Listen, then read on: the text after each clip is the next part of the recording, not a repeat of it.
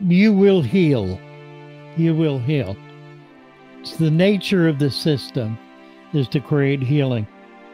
Once you learn to trust nature implicitly, you are in that moment healed of all of the conditions that being in conflict with nature bring on. Once you are no longer in conflict with the natural world, you are no longer taking into yourself the conflicts that prevent the natural world from keeping you healthy and happy. It is the nature of nature to be healthy. Death comes at the end. Sickness comes at the end. It is not the commonplace. It is not the normative. We don't see everything sick and dying around us. We see everything alive and thriving. There is death, to be sure. Without it, there would be no life. We are, after all, creatures.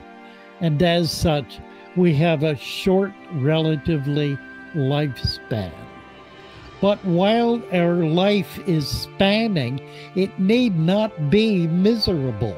It need not be broken. Terrible troubles.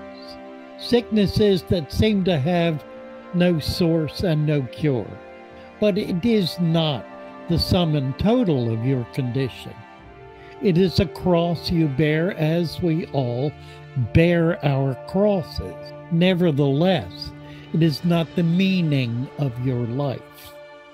It is not the purpose of your life to suffer, to be broken, to be miserable, to be negative, to be hostile, to be in conflict. That is not the nature of your life.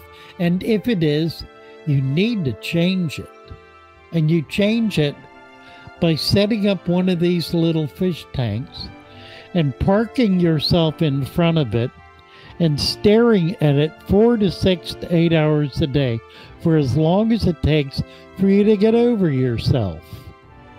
In our attempt to create a plastic society and synthetic culture, we have tried to divorce ourselves from nature and from the natural systems. And so we have been taught to distrust nature and to trust our science, as though what we can create is of greater value, is superior to that which is created for us. We are establishing ourselves in a Tower of Babel, treating ourselves as though we are gods. But of course, we're not.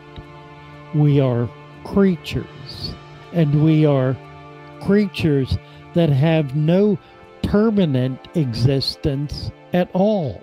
We have soul, which is the creator's essence. We have that, but it is not this creature scurrying about on the earth. That's here one day and gone the next. That which energizes it, which gives it consciousness and aspires it to divinity, is itself the divinity, touching us, making of us something to which we can aspire. But to think that somehow this mortal shell, this body that we inhabit, can somehow be made permanent is utter foolishness. It is dust. We're made of dust, the very dust that is the earth. We are dirt, and we will return to dirt. And the divinity, whatever it is of us that is divine, will return to the divine, whose essence it is. I do believe that the Creator loves his creation and loves each individual in his creation, and clearly has has created us, at least on this planet, on this earth, to be majestic, to be above all. Yet if we take that to mean that we create this earth or any aspect of it, we're denying our true existence. And we need not do that. I think to the extent that we do that, we deny nature and deny the natural method of keeping fish. It's really that simple. This is a spiritual test, you see. I'm tricky that way. This is a spiritual test. And there are those who pass the test and go on to glory, the glory of a magnificent aquarium that thrives and throbs with life and gives back. Or they go on to the anxiety and the stress of trying to maintain something that cannot by any human means be maintained. Find out for yourself.